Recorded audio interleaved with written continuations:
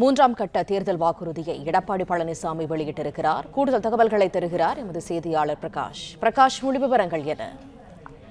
2026 சட்டப்பேரவை தேர்தலை எதிர்கொள்ளும் வகையில் அதிமுக சார்பில் தேர்தல் வாக்குறுதிகள் வழங்கப்பட்டு வருகிறது. ஏற்கனவே 2 கட்டங்களாக 10 வாக்குறுதிகள் வழங்கப்பட்டிருக்கக்கூடிய நிலையில மூன்றாம் கட்டமாக இன்று மேலும் 6 புதிய வாக்குறுதிகளை எடப்பாடி பழனிசாமி வெளியிட்டிருக்கிறார். அந்த அறிவிப்பின்படி வரக்கூடிய தேர்தலில் அதிமுக ஆட்சி அமைந்ததும் 5 ஆண்டுகளில் கடந்த திமுக ஆட்சியில 5 ஆண்டுகள்ல அத்தியாவசிய பொருட்களுடைய விலைவாசி விஷம் போல் ஏறி கடுமையாக மக்கள் பாதிப்படைந்திருக்கிறாங்க. எனவே சொத்து வரி, வீட்டு வரி, மின்சார கட்டணம், குடிநீர் வரி போன்ற வரிகளும் உயர்த்தப்பட்டுவிட்டது. இதனால மக்கள் அன்றாடம் குடும்ப சுமையை பன்மடங்கு அதிகரித்து விட்டது. எனவே மக்களுடைய சுமையை குறைக்கும் கூடிய வகையில ஒவ்வொரு குடும்பத்திற்கும் கருணை தொகையாக 10,000 ரூபாய் வழங்கப்படும் என்ற வாக்குறுதியை எடப்பாடி பழனிசாமி அறிவித்திருக்கிறார். வேலை வாய்ப்பு அலுவலகங்களில் பதிவு செய்து வேலைக்காக காத்திருக்கும் பட்டதாரிகளுக்கு மாதந்தோறும் 2,000 ரூபாயும், +2 வரை படித்து வேலைவாய்ப்பு அலுவலகங்களில் பதிவு செய்துள்ளவர்களுக்கு மாதந்தோறும் 1,000 ரூபாயும் உதவித்தொகையாக வழங்கப்படும் என்று அறிவிக்கப்பட்டிருக்கிறது. மீன்பிடி தடை காலங்களில் மீனவர்களுக்கு தற்போது வழங்கப்பட்டு வரும் நிவாரணத் தொகை 8,000 ரூபாயிலிருந்து 12,000 ரூபாயாக உயர்த்தி வழங்கப்படும் என்று அறிவிக்கப்பட்டிருக்கிறது. ஒவ்வொரு ஆண்டும் தைப்பொங்கல் அன்று வழங்கப்பட்டு வரும் பொங்கல் தொகுப்புடன் சேர்த்து 1,000 ரூபாய் வழங்கப்படும். கைத்தறி நெசவாளர்களுக்கு தற்போது வழங்கப்பட்டு வரும் இலவச மின்சாரம் 300 யூனிட்டில் இருந்து 450 யூனிட்டாகவும், விசைத்தறி நெசவாளர்களுக்கு 1000 யூனிட்டில் இருந்து 1,400 யூனிட்டாகவும் உயர்த்தி வழங்கப்படும் என்று எடப்பாடி பழனிசாமி அறிவித்திருக்கிறார். நகர பகுதிகளில் நடைபாதை ஓரமாக கடை வைத்திருக்கும் சிறு வியாபாரிகள் கூட்டுறவு வங்கிகளில் வாங்கிய கடன் தள்ளுபடி செய்யப்படும் என்று எடப்பாடி பழனிசாமி அறிவித்திருக்கிறார். ஏற்கனவே 10 வாக்குறுதிகளை எடப்பாடி பழனிசாமி அறிவித்திருந்தது குறிப்பிடத்தக்கது. கடந்த ஜனவரி 17ஆம் தேதி முதற்கட்டமாக 5 தேர்தல் வாக்குறுதிகளை எடப்பாடி பழனிசாமி அறிவித்திருந்தார். அதுல குடும்ப தலைவிகளுக்கு மாதந்தோறும் 2,000 ரூபாய் வழங்கப்படும். இலவச இருசக்கர வாகனங்கள் மானியத்துடன் கூடிய இருசக்கர வாகனம் வழங்கக்கூடிய திட்டம் மீண்டும் செயல்படுத்தப்படும். 100 நாள் வேலை திட்டம் 150 நாளாக உயர்த்தப்படும். நகர பகுதிகளில் நகர பேருந்துகளில் பெண்களுக்கு மட்டுமில்லாமல் ஆண்களுக்கும் இலவச பேருந்து பயணம் செய்யக்கூடிய வகையில் இந்த திட்டம் செயல்படுத்தப்படும். அதே போல வீடு இல்லாதவர்களுக்கு கான்கிரீட் வீடுகள் கட்டித்தரப்படும் என்று முதற்கட்டமாக 5 வாக்குறுதிகளை எடப்பாடி பழனிசாமி அறிவித்திருந்தது குறிப்பிடத்தக்கது. 2ஆம் கட்டமாக கடந்த பிப்ரவரி 4ஆம் தேதி மேலும் 5 வாக்குறுதிகளை எடப்பாடி பழனிசாமி அறிவித்திருந்தார். குறிப்பாக முதியோர் உதவித்தொகை 2,000 ரூபாயாக உயர்த்தி வழங்கப்படும். ஆண்டுக்கு 3 கேஸ் சிலிண்டர்கள் மானியத்துடன் வழங்கப்படும். அதே போல மாற்றுத்திறனாளிகள் பெற்றிருக்கக்கூடிய கூட்டுறவு வங்கிகள்ல மாற்றுத்திறனாளிகள் பெற்ற கடன் தள்ளுபடி செய்யப்படும். மாணவர்கள் பெற்ற கல்வி கடன் ரத்து செய்யப்படும்.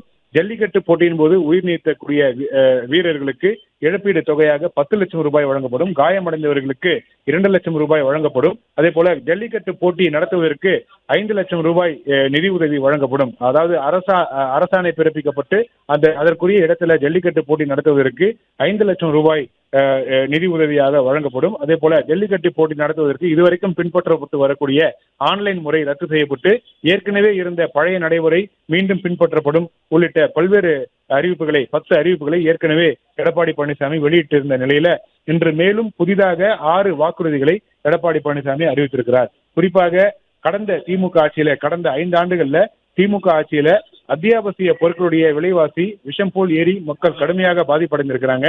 இதனால மக்களுடைய குடும்ப சுமை அதிகரித்திருக்கிறது. இந்த சுமையை போக்கக்கூடிய வகையில மக்களுடைய சுமையை குறைக்கும் வகையில் ஒவ்வொரு குடும்பத்திற்கும் கருணை தொகையாக 10,000 ரூபாய் வழங்கப்படும் என்று அறிவிக்கப்பட்டிருக்கிறது. ஏற்கனவே தமிழகத்துல 2.5 கோடி நியாய விலை அட்டைதாரர்கள் இருக்கிறாங்க. ஒவ்வொரு நியாய விலை குடும்ப அட்டைதாரர்களுக்கும் இந்த தொகை வழங்கப்படும் என்று எடப்பாடி பழனிசாமி அறிவித்திருக்கிறார். ஒரு முறைதான் இந்த கருணை தொகை வழங்கப்படும் என்பது குறிப்பிடத்தக்கது. மற்ற அறிவிப்புகளை எல்லாம், அதாவது வேலைவாய்ப்பு அலுவலகங்கள்ல பதிவு செய்து வேலைக்காக காத்திருக்கக்கூடிய பட்டதாரிகளுக்கு மாதந்தோறும் 2,000 வழங்கப்படும். அதே போல +2 வரை படித்து வேலைவாய்ப்பு அலுவலகங்கள்ல பதிவு செய்துள்ளவர்களுக்கு மாதந்தோறும் 1,000 ரூபாய் வழங்கப்படும். இந்த மாதிரியான அறிவிப்புகள்ல மாதந்தோறும் என்ற வார்த்தை இடம்பெற்றிருக்கிறது. அதே நேரத்தில் இந்த குடும்ப சுமையை குறைக்கக்கூடிய வகையில வழங்கக்கூடிய அந்த கருணை தொகை 10,000 ரூபாய் வழங்கப்படும் என்று அறிவிக்கப்பட்டிருக்கிறது. இது ஆட்சிக்கு வந்தவுடன் ஒரு முறை மட்டும் இந்த கருணை தொகை வழங்கப்படும் என்று நம்மால் புரிந்து கொள்ள முடிகிறது. 2வது அறிவிப்பாக வேலைவாய்ப்பு அலுவலகங்களில் பதிவு செய்து வேலைக்காக காத்திருக்கும் பட்டதாரிகளுக்கு மாதந்தோறும் 2,000 ரூபாயும், +2 வரை படித்து வேலைவாய்ப்பு அலுவலகங்கள்ல பதிவு செய்துள்ளவர்களுக்கு மாதந்தோறும் 1000 ரூபாய் உதவித்தொகையாக வழங்கப்படும் என்று அறிவிக்கப்பட்டிருக்கிறது. மீன்பிடி தடை காலங்களில் மீனவர்களுக்கு தற்போது வழங்கப்பட்டு வரும் நிவாரணத் தொகை 8000 ரூபாயிலிருந்து 12000 ரூபாயாக வழங்கப்படும். ஒவ்வொரு ஆண்டும் தை பொங்கல் அன்று வழங்கப்பட்டு வரக்கூடிய அரசால் வழங்கக்கூடிய பொங்கல் தொகுப்புடன் சேர்த்து 1000 ரூபாய் வழங்கப்படும் என்று அறிவிக்கப்பட்டிருக்கிறது. கைத்தறி நெசவாளர்களுக்கு தற்போது வழங்கப்பட்டு வரும் இலவச மின்சாரம் 300 யூனிட்டிலிருந்து 450 யூனிட்டாகவும், விசைத்தறி நெசவாளர்களுக்கு வழங்கப்பட்டு வரக்கூடிய இலவச மின்சாரம் 1000 யூனிட்டிலிருந்து 1400 யூனிட்டாகவும் உயர்த்தி வழங்கப்படும் என்று எடப்பாடி பழனிசாமி அறிவித்திருக்கிறார். நகர பகுதிகளில் நடைபாதை ஓரமாக கடை வைத்திருக்கக்கூடிய சிறு வியாபாரிகள் கூட்டுறவு வங்கிகளில் வாங்கிய கடன் தள்ளுபடி செய்யப்படும் என்று அறிவித்திருக்கிறார். இந்த கடன் தள்ளுபடியை பொறுத்த வரைக்கும் இதுவரைக்கும் கொடுக்கப்பட்டிருக்கக்கூடிய அறிவிப்புகள்ல மாணவர்கள் பெற்ற கல்வி கடன் ரத்து செய்யப்படும் என்ற அறிவிப்பு முக்கியமானதாக பார்க்கப்படுகிறது. மாற்றுத்திறனாளிகள் அவர்கள் பெற்றிருக்கக்கூடிய கடன் கூட்டுறவு வங்கிகளில் பெற்றிருக்கக்கூடிய கடன் தள்ளுபடி செய்யப்படும் என்று ஏற்கனவே அறிவிக்கப்பட்டிருக்கக்கூடிய நிலையில தற்போது நடைபாதையில ஓரமாக கடை வைத்திருக்கக்கூடிய சிறு வியாபாரிகள் கூட்டுறவு வங்கிகளில் வாங்கிய கடன் தள்ளுபடி செய்யப்படும் என்ற அறிவிப்பு தற்போது அந்த சிறு வியாபாரிகளுக்கு நடைபாதையில வியாபாரம் செய்யக்கூடிய அந்த வியாபாரிகளுக்கு அவர்களுக்கு ஆறுதல் அளிக்கக்கூடிய வகையில இந்த ஒரு அறிவிப்பு பார்க்கப்படுகிறது. அதே போல கைத்தறி நெசவாளர்களுக்கு தற்போது வழங்கப்பட்டு வரக்கூடிய இலவச மின்சாரம் 300 யூனிட்டிலிருந்து 450 யூனிட்டாகவும், விசைத்தறி நெசவாளர்களுக்கு 1000 யூனிட்டிலிருந்து 1400 யூனிட்டாகவும் உயர்த்தி வழங்கப்படும் என்று அறிவிக்கப்பட்டிருக்கிறது. தொகுதி வாரியாக ஏற்கனவே எடப்பாடி பழனிசாமி பிரச்சாரத்தை மேற்கொண்டு வரக்கூடிய நிலையில இந்த நெசவாளர்கள் அதிகமாக இருக்கக்கூடிய பகுதிகளில் இந்த பிரச்சார பயணம் மேற்கொண்ட போது அவர்களிடத்துல மாலையில பிரச்சாரம் மேற்கொண்டாலும் காலை நேரங்களில் இந்த நெசவாளர்களை சந்தித்து அவர்களுடைய கோரிக்கைகள் என்ன என்று கேட்டிருந்தார். அதே போல விவசாயிகள், வேளாண் பெருமக்கள், விவசாய தொழிலாளர்கள், அதே போல சிறு குறு தொழில் முனைவோர்கள், இப்படி பலதரப்பட்ட மக்களை சந்தித்து அவர்களுடைய கோரிக்கைகள் என்ன என்று கேட்கப்பட்ட போது இந்த நெசவாளர்களுக்கு மின்சாரம் என்பது மிகவும் முக்கியத்துவம் வாய்ந்ததாக இருக்கிறது. எனவே மின்சார கட்டணம் ஏற்கனவே அதிகரித்து விட்ட நிலையில தங்களுக்கு பணி சுமை அதிகமாக இருக்கிறது. குறிப்பிட்ட லாபத்தை எங்களால் ஈட்ட முடியவில்லை. ஏற்கனவே மின் கட்டணம் அதிகமாக உயர்த்திவிட்ட காரணத்தினால நாங்கள் அதிகமாக பாதிக்கப்படுகிறோம் என்று தங்களுடைய குறைகளை ஏற்கனவே எடப்பாடி பழனிசாமியிடம் தெரிவித்திருந்தது குறிப்பிடத்தக்கது. தற்போது அவர்களுக்கு ஒரு நிவாரணம் அளிக்கக்கூடிய வகையில கைத்தறி நெசவாளர்களுக்கு தற்போது வழங்கப்பட்டு வரக்கூடிய இலவச மின்சாரம் 300 யூனிட்டிலிருந்து 450 யூனிட்டாக உயர்த்தப்படும் என்று அறிவித்திருக்கிறார். விசைத்தறி நெசவாளர்களுக்கு 1000 யூனிட்டிலிருந்து 1400 யூனிட்டாக உயர்த்தி வழங்கப்படும் என்று அறிவித்திருக்கிறார்.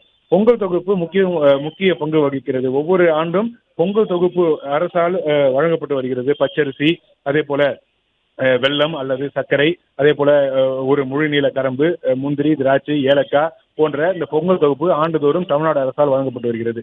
இந்த பொங்கல் தொகுப்போடு சேர்ந்து ஒவ்வொரு பொங்கலின் போதும் பணம் எவ்வளவு வழங்கப்படும் என்ற எதிர்பார்ப்பு தான் பொதுமக்களுக்கு எப்போதுமே இருக்கும். அந்த அடிப்படையில ஒவ்வொரு ஆண்டும் இந்த பொங்கலுக்கு எவ்வளவு பணம் வழங்குவார்கள் என்ற ஒரு எதிர்பார்ப்பு இருந்த நிலையில கடந்த ஜனவரியில பொங்கல் தொகுப்புடன் கூடிய ஒரு 3000 ரூபாய் அரசால் வழங்கப்பட்டிருந்தது குறிப்பிடத்தக்கது. இந்த நிலையில அதிமுக ஆட்சிக்கு வந்தால் ஒவ்வொரு ஆண்டும் தை பொங்கல் அன்று வழங்கப்பட்டு வரக்கூடிய பொங்கல் தொகுப்புடன் சேர்த்து 1000 ரூபாய் வழங்கப்படும். இதுல எவ்வளவு பணம் வழங்கப்படும் என்ற எதிர்பார்ப்புலாம் இல்லாம பிளாட்டா 1000 ரூபாய் வழங்கப்படும். பொங்கல் தொகுப்போடு சேர்த்து 1000 ரூபாய் வழங்கப்படும் என்று எடப்பாடி பழனிசாமி அறிவித்திருக்கிறார். மீன்பிடி தடை காலங்களில் மீனவர்களுக்கு தற்போது வழங்கப்பட்டு வரக்கூடிய நிவாரணத் தொகை 8000 ரூபாயிலிருந்து 12000 ரூபாயாக உயர்த்தி வழங்கப்படும் என்று அறிவித்திருக்கிறார். மீனவர்களும் இந்த கோரிக்கையை பல நாட்களாக முன்வைத்து வருகிறாங்க. இந்த நிவாரணத் தொகை உயர்த்தி வழங்க வேண்டும் என்று அவங்க தொடர்ச்சியாக கோரிக்கை வைத்து வந்த நிலையில தற்போது அவர்களுக்கான அந்த கோரிக்கையை நிவர்த்தி செய்யக்கூடிய வகையில இந்த அறிவிக்கப்பட்டிருக்கிறது. மீன்பிடி தடை காலங்களில் பிளே ஸ்டோர் மற்றும் ஆப் ஸ்டோரில் இருந்து பாலிமர் செயலியை QR கோடு மூலம் பதிவிறக்கம் செய்யுங்கள். செய்திகளை உடனுக்குடன் பெறுங்கள்.